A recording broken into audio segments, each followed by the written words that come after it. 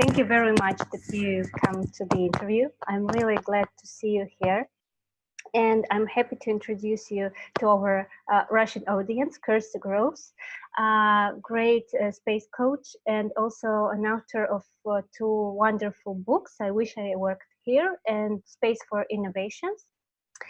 And I initiated this interview and wanted to speak with you exactly about your last book. I loved the research that you've done for it. It's great. So, what are the Space for Innovation actual means? And could you please describe shortly these key elements that you discovered during the research? Sure. I think it's probably a good place to start by explaining why I wrote the book in the first place, maybe because it's a really interesting story, and I think it answers the question, what are spaces for innovation? Sure. So it was a joy. It was a struggle and a joy to write this book. It was originally not supposed to be a book at all. It was supposed to be a piece of research, potentially a white paper.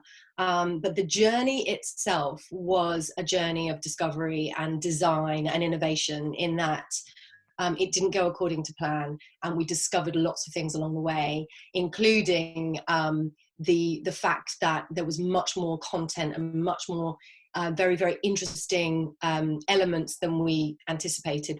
I had an inkling, but the people who commissioned it were very surprised, and so it became this book.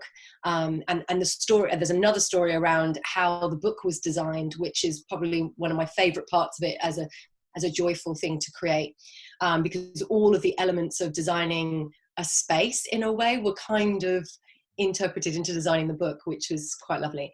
Now, the book I'm talking about is Spaces for Innovation. Yeah, just so small white paper, just show up. And it's and the whole thing is it invites you to write inside, and there are, you can read it in different ways, and we really thought hard about how this could help people, be more like a manual than a kind of just a bank of research. So we really wanted this to be something that has nuggets of a real insight in it. So a bit of insight here, but also places that it really challenges you to ask questions about what you're trying to achieve.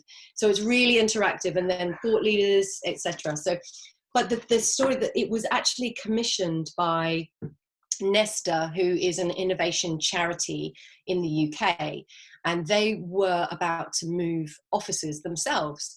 And what happened was they were having an internal debate around whether space actually matters when it comes to innovation. And they were saying, well, surely, so one camp was saying, well, of course space matters, you just feel it, it makes a big difference, you can feel inspired in a space, look at that creative space, for example, pointing at Silicon Valley. And then on the other hand, the people would say, well, no, hang on a minute, Apple and Google and all of those amazing innovative companies weren't started in those amazing buildings. They were started in garages and, coffee tables. So really, does the design of an office make a big important? Are there elements, around spaces, in innovative spaces? They were calling it innovative space. And so the reason I'm telling that whole story was that even this innovation charity, they weren't sure about whether it really mattered, and if so, how it mattered. And then further than that, what do you do? What are the elements that enable you to then influence and create a space? And so very, very early on, I encouraged them to change even though it was a working title, Innovative Spaces, it really jarred with me, because I think there was a grey area, certainly at the time, and I still think so now. I still hear people talk about innovation in space, and what they're talking about is new furniture, or they're talking about a bit of technology.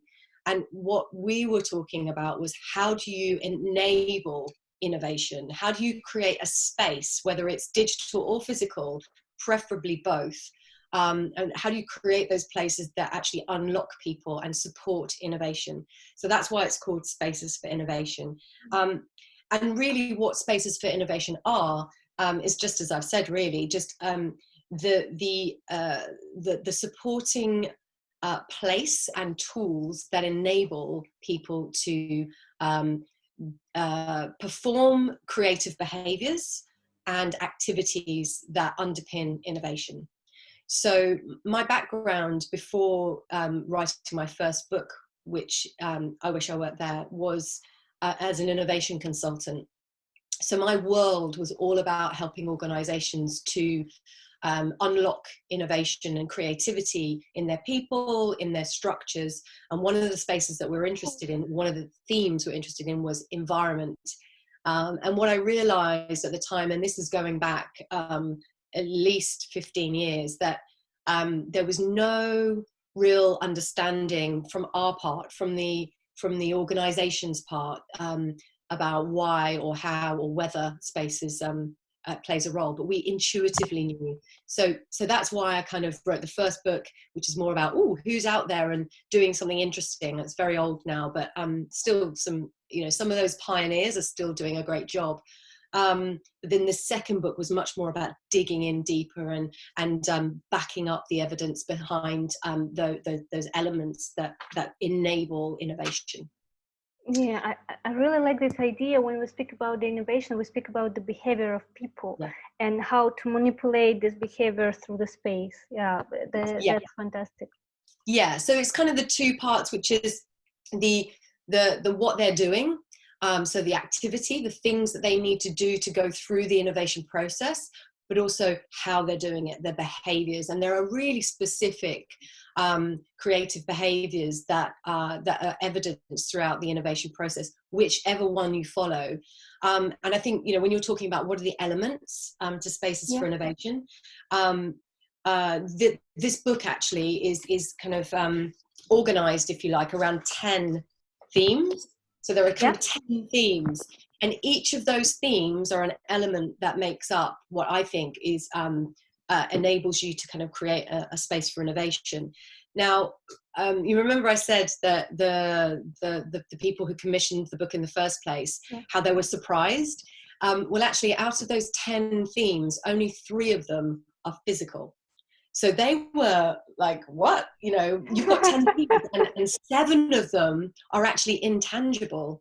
And so some of those elements are things, we call it the spark. So what is the whole purpose of you wanting to create this space for innovation? Because if you don't get that right, then there's no way that you're going to design something that will really be fit for purpose. So again, like I was saying about the design of the book being really reflective of the design of a space for innovation, we had to think hard about what we want this book to do and how we want people to interact with it, and what our kind of our hopes and dreams for this book would be, which is very different to, here you go. Yeah, of course. 500-page, research document that could have got me a PhD. So I think one of them is just the real purpose around it, and another one is the process. When we speak about the purpose, we speak like about the purpose of the whole organization that creates this process, right?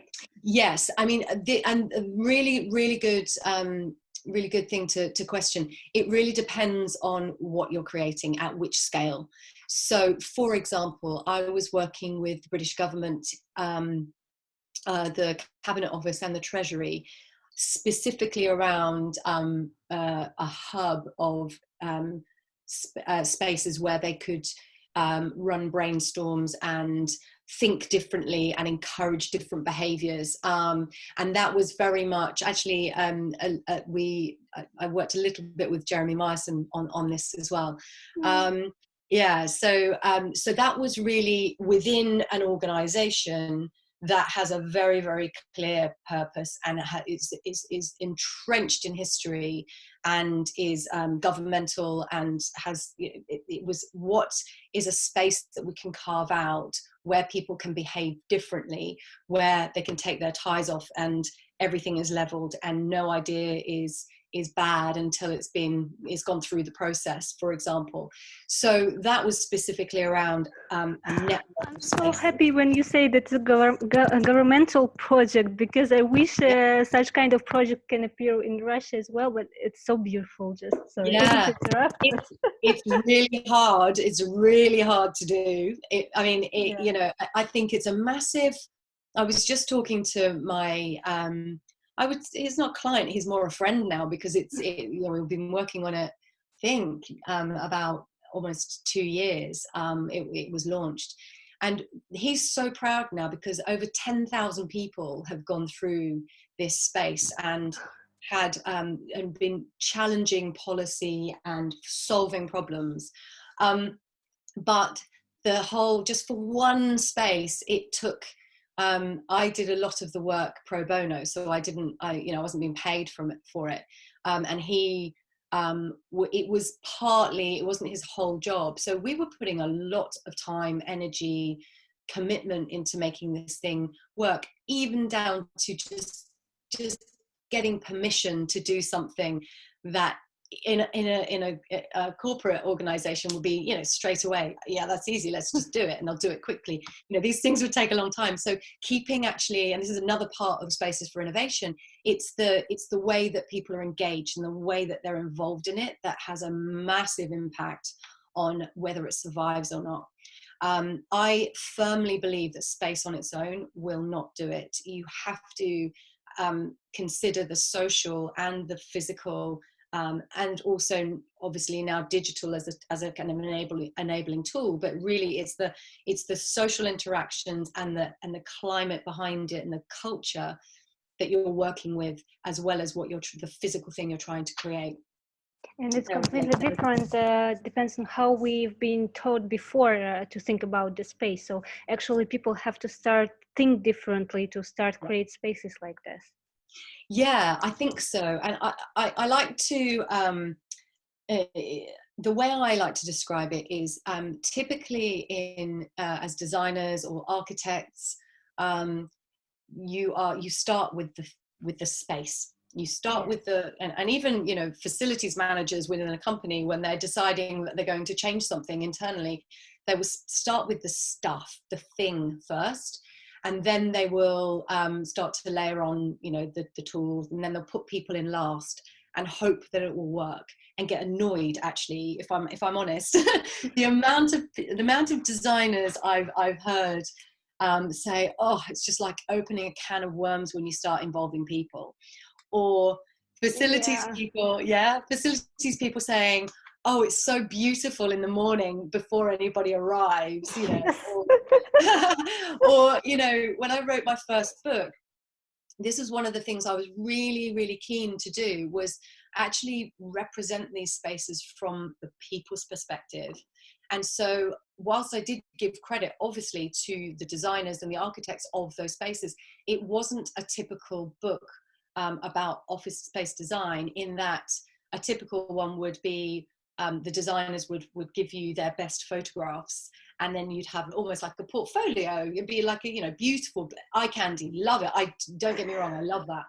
But for inspiration, for a designer, but I wanted to speak to the people who are going to be actually using those spaces, and to convince other organizations that it's really important. Space does matter. And for me, it was no point talking to designers, because we all know that. But it was actually, the CEO of a company who is, who's kind of the lifeblood is draining out of their employees, because they're putting them in these, kind of sea of I like to call it it's like a chicken farm. Row after row after row of people just pecking away. And so I needed to speak to them, and that's why all my photographs, some of the photographs in the book I took, most of the photographs, well, I think all of them, apart from maybe a very small percentage, were original photographs taken by me, my husband, and our amazing photographer, who is an architect himself. But we went and we took the pictures with people in them, because we wanted to show how people interact in space. Yeah. So for me, what I like to say is, you start with the person, and then you say, what is it they need to do, and how do we want them to think, feel, and behave? And then that's the experience that you wrap around them. Then you say, okay, so what are the tools that will support that, space being one of them. So I always start with that, conceptually. Of course, you then have, wrapped around that, you'll have actual physical constraints. But so long as you can really kind of start conceptually with, what is it that that these places are supposed to be serving, and what is it that how do we want people to feel, and think and behave? And that's where the different types of behavior across innovation come in, because excuse me, when you think about it, if I ask you to write down or to tell me your creative process, if you really were to think about, when you are going about creating something new, or exploring an idea, or solving a problem, there'll be a sequence of either internal or external events that will happen, and there'll be either a thought process or an action, or you might I'll ask you, what can you think about that? About my creative process, it's very messy, I would say, because you have different stages of the process. Sometimes you just need to sit down and draw something, or write something, or do something by hand. And sometimes you need just, I don't know, to get a shower, to get a walk, just to distract your mind, to relax it, and then the ideas are just coming up. Yeah. Like I usually have, I was surprised when I discovered it, like when I start to work with the space plans, and when I do it at first, just by hand, just by logic and so on, at the first day, I have some schemes, but it's not, not that, not what I want. And then I'm just leaving it to the night. And when I come next morning, it's going like this. It's very easy, very simple, because you just, had some distractions. Yeah, absolutely. I mean, that's so great to hear, because in there are, that's your creative process, and what happens for you works for you.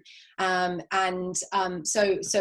for me, for example, I only really become conscious of my creative process when I'm stuck, right? So when I'm stuck and I'm really like, and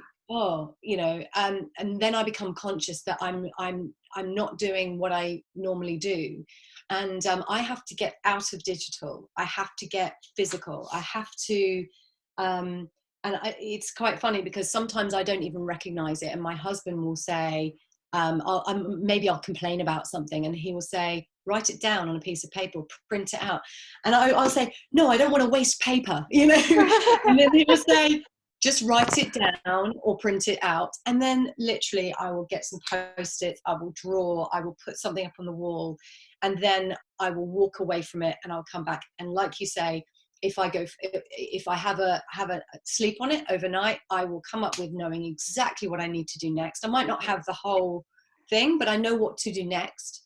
I can see a way through. Or if I go for a run or something like that, I will come back with a definitive thing.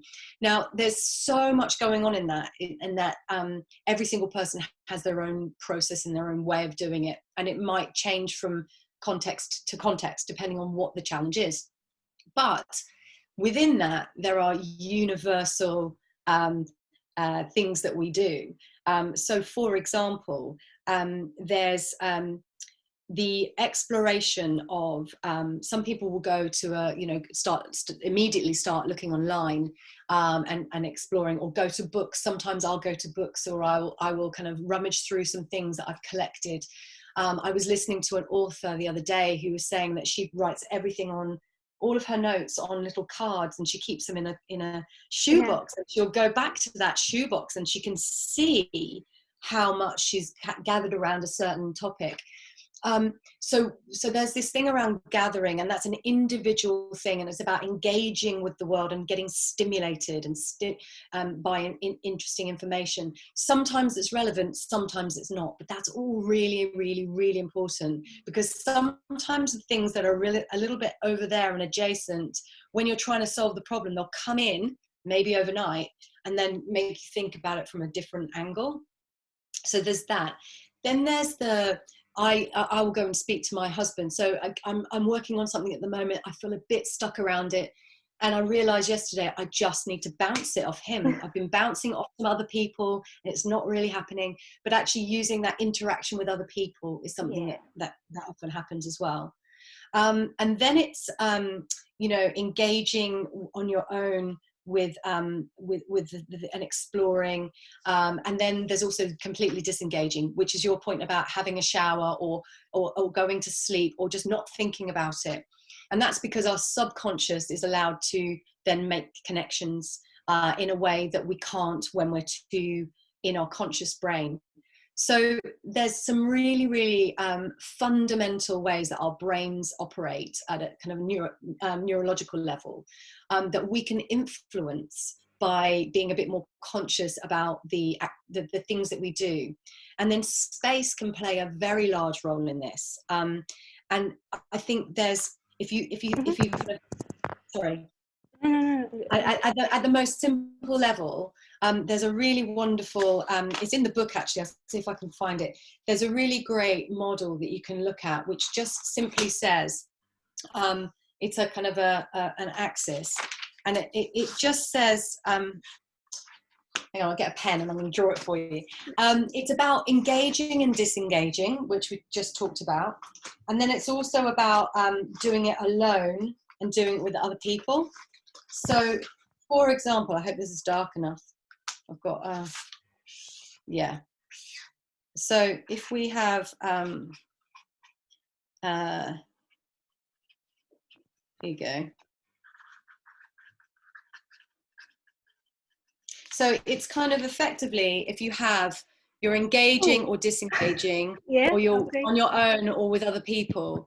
And so if you're engaging with things on your own up here, that's kind of researching, and you're on your own, but you're engaging with information, ideas, you're researching, you're being stimulated. And if you think about that, that can be anything like a library, or it could be, a wall of stimulus, digital stimulus. And this could be just giving people the opportunity to do that. Engaging with other people, that's like your typical kind of brainstorming kind of scenario where you need to really bounce off of other people. There's disengaging from with other people. That is where a lot of people find they can think really freely if they're in a cafe environment, or they're not actually working with other people, but they're alone together, if you like.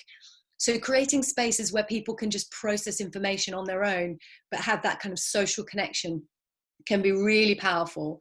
And then also disengaging on your own, that's like, going for a run, going for a walk, having a shower, going to sleep. So spaces, if you think about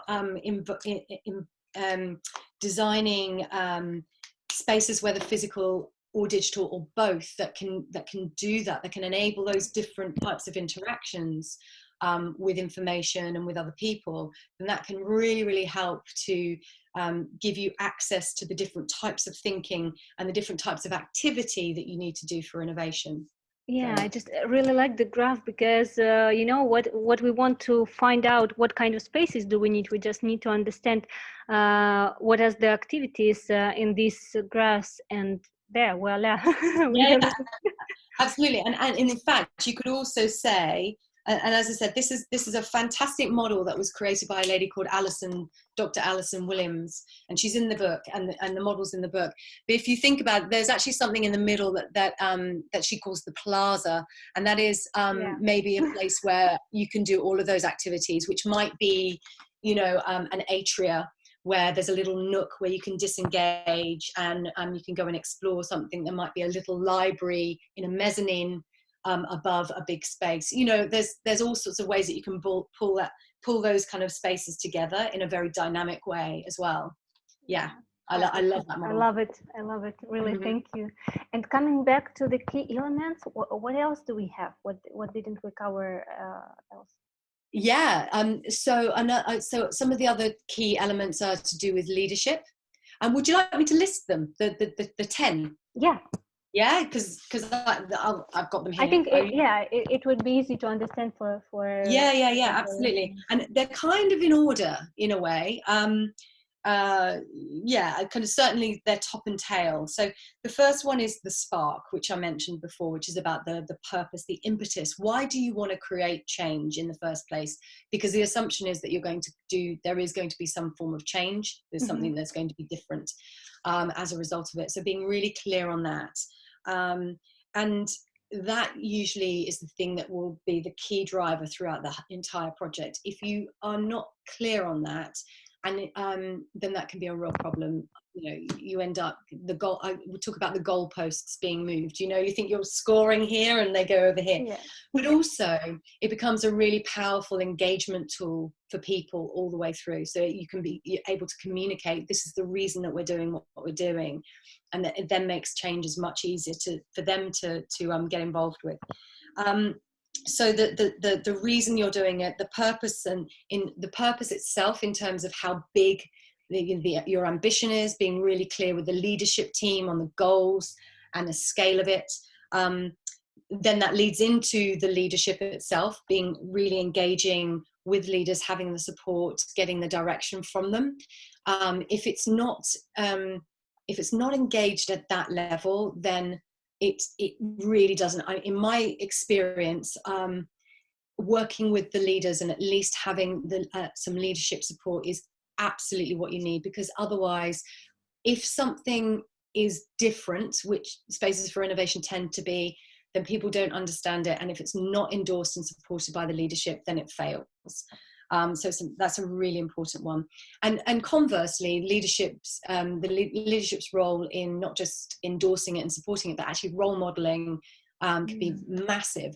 So for example, I remember, this is a long time ago, and they didn't get into my book, but they were actually originally an innovation client of mine, Red Bull. And actually we worked with Red Bull in Russia. And they're, amazing. Really fantastic company, and amazing to work with, really creative people. We were helping them with their creative process.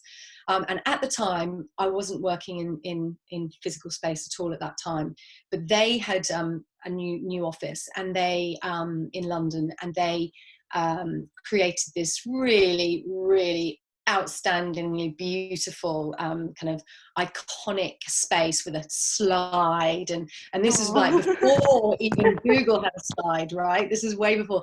And I was like, wow, that's cool. But the thing is, he said to me, because I was working, this is my client at the time, he said, don't tell anyone about it, but I'll show you, we're going to reveal it all to the company at this big event.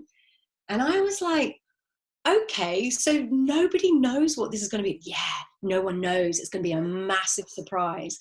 So they basically had a very small team kind of working in isolation, didn't ask anybody about what they wanted it to be. They just went for a creative space. And what ended up happening, wind forward a couple of years, it was dysfunctional. People weren't allowed to use the slide because somebody complained about health and safety, and they put a chevron on it, and whereas before it was right at the beginning, I think one of the leaders went down it, and then people started using it, but he was kind of demonstrating that it was okay to do it. But the problem was that they didn't take everybody along on the journey, and it was very much a ta-da, without really understanding what it was that people needed from the space. I just would like to share my own experience working with the leadership, because here in Russia we have very old setup of the leadership mindset, and a lot of people think that they can lead only by controlling the teams. and by like really checking what are they doing, how they doing, and if they will rest on their work, they will never work. And it's really important to transform the leader's mind as well as the Yes. transforming the space, because they can't be transformed one by one, like I mean separately. Yes. Yes, I think you're absolutely right, and I think that's the biggest learning that I had moving into this whole area. And because I come from an innovation consulting background, I intuitively knew that that's where I needed to start. And in my career now, working, I have a company called Shape now. It's where there was about 10 of us now, and if I were to categorize the projects that we work on, I would say 80% of them are vision driven, and a very small amount will be actually just supporting somebody else on a bit of strategy where the vision's already set. No, maybe even 90%, 10%. So most of our work is at the leadership level to gain alignment, to really get them fired up so that the project works really well. It's massive. And actually in the book, there are some alternative leadership styles to explore, but I think it's a massively powerful piece. And that's where I think that we can help each other in terms of sharing stories, success stories, and and getting leaders to understand how those might be applied to them. So then that's the third one. And then there's something that I call the invitation. So this is all about engagement and involving people, which we've talked a bit about anyway. Mm-hmm.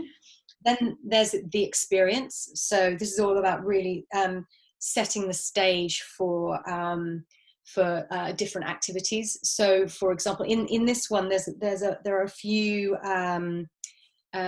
education examples in this book, which so it's not all workspace. It's also there's also some education spaces. So it's really nice, and it really goes into, I guess, the psychology of the experience. So looking at the impact of color, looking at the impact of the kind of I call it the hygiene factors, the basics, but then also how you kind of set up different spaces for different activities. So that's kind of leading much more into the kind of spatial stuff. Then we have the spatial context, which is the obvious really, which is location, proximity, and interaction, and how people interact with each other. And then it's the processes. So what are the tools and the activities that you need for innovation to happen? Then we have the resources, time and money. Again, a really, really important piece that you can't ignore. And actually you can leverage, which I think is really interesting. So you have if you have, just say you have a fixed budget, what do you spend on and what do you save? And actually, how can you maybe work on the lack of budget to engage people more, for example. So there's loads of great examples of organizations, usually in the social innovation space, where they've actually got or co-working spaces where they'll get the community, if you like, or the people who are working in the space to actually bring in their own things or find their own things. And so some of the elements within the space have got deeper meaning for people and didn't cost much. So there's some really interesting things that you can leverage around time and money to make it much more innovative and tell stories in a more innovative way. Then the outcomes, which is assessing the success of something and how you communicate it and really learning. It's kind of building in the learning loop. And then the final one is the legacy. And that's kind of similar to the spark in the first place, is why are we doing this? What's driving change? And the legacy is kind of, what do we want to leave behind? So really thinking kind of full circle around, doing something that's not just useful, but that actually is a force for good as well. So the companies that you research for, they had usually all of the 10 key points, or they had like 5 or 7, or how do you think that the real space for innovation should have all of it, or just some? That's a really, really good question. In the places that I think most of them, if not all of them, have great leadership and a really, really clear purpose. Some of them would have constraints around location proximity. Some of them, ironically, actually the physical elements of the spaces are the bits that they can't change as much, right? So actually you can leverage the intangible in a way more than the tangible, in a way, because then you also can impact and design within those constraints.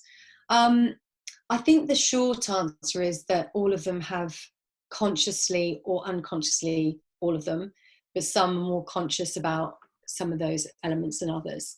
And I think we just shine a light on the ones that really excel in some of those different places. What we also tried to do as well is have a real spread of different types of places from across the world, in terms of scale, so really big ones, really small ones, in terms of different sectors.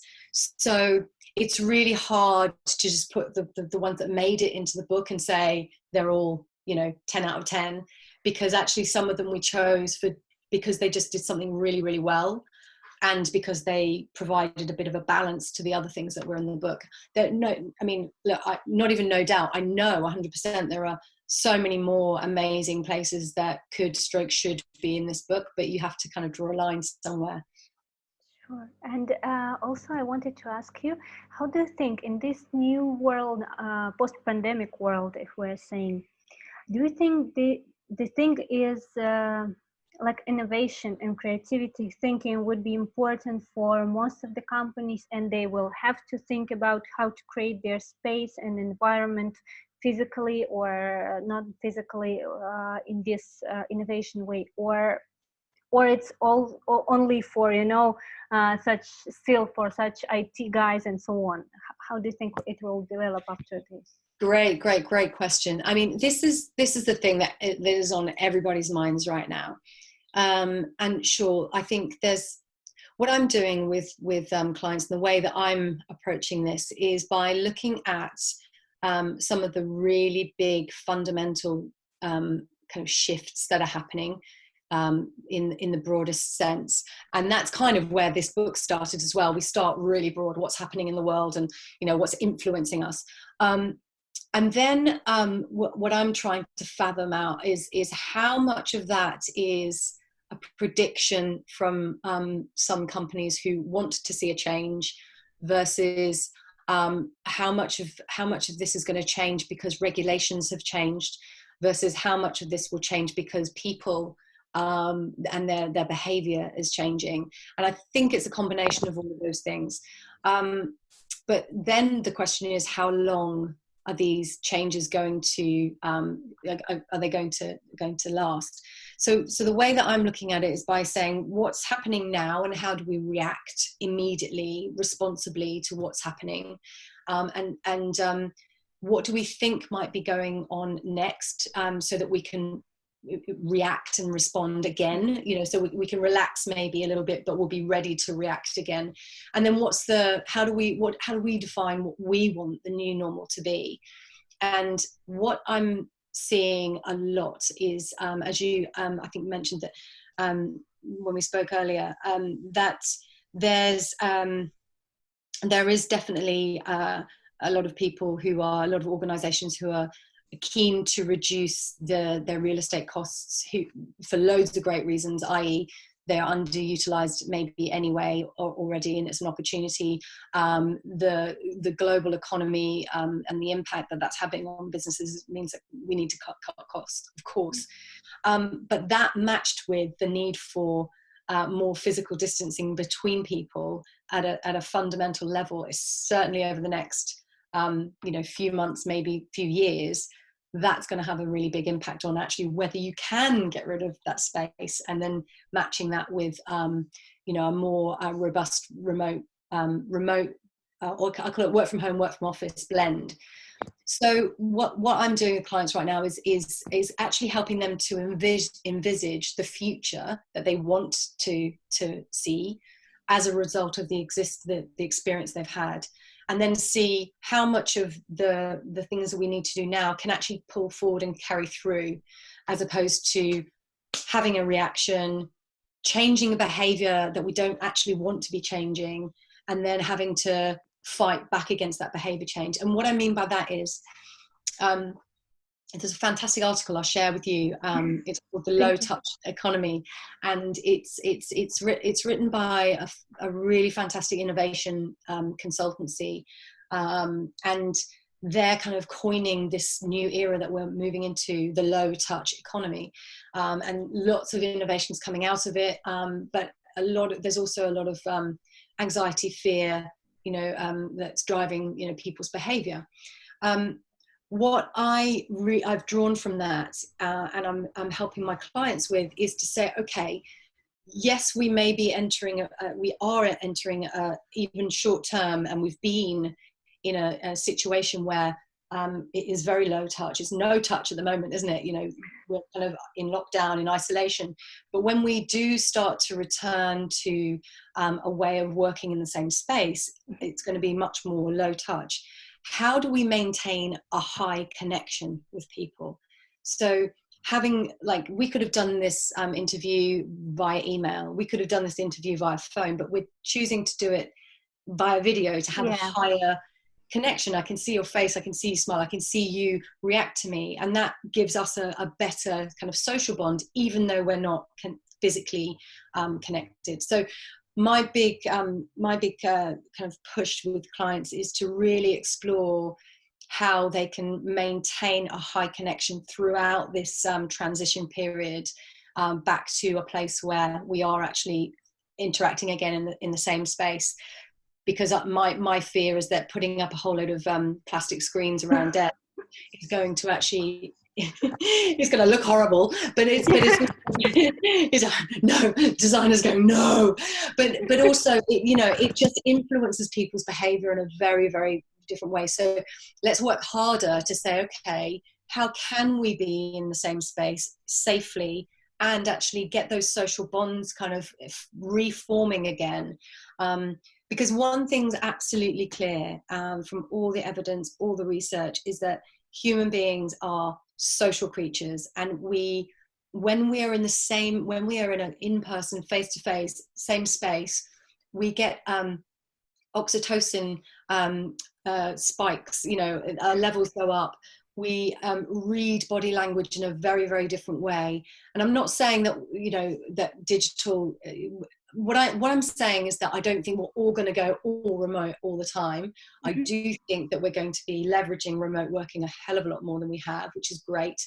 But we also need to be valuing the in-person physical interactions, because they are not only the lifeblood of cultural connection, they also are highly important for creativity, because the level of information that you get from people when you're physically in the same place, it's much easier to share complex information, kind of unsaid, tacit information you can get from people.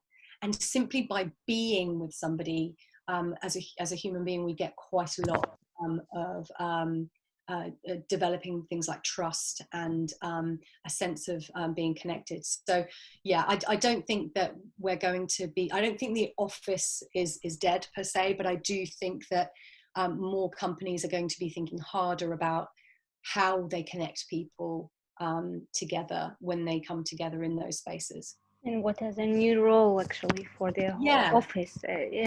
That's a great question. I hope that we'll get to actually a very beautiful model, because all of this, what is happening in the world at the moment, it's more like a really great opportunity for lots of companies to create these beautiful social workplaces. Absolutely. I couldn't agree more. And I think it's about trying to see through the as I said, acting really responsibly right now, making sure that people feel safe and feel supported and feel looked after, which may mean that people don't go back until they do. And when they do go back, then, you know, really kind of working on those social interactions. And there's all sorts of ways that we're looking at doing that practically. So it is a good opportunity. I think it's one where, you know, it's sometimes you feel like the rest of the world is catching up in terms of thinking about space in a different way, which I'm sure everybody who's watching this has already been thinking about a lot anyway. And so, yeah, I feel like I use the expression, you know, the expression pushing on an open door.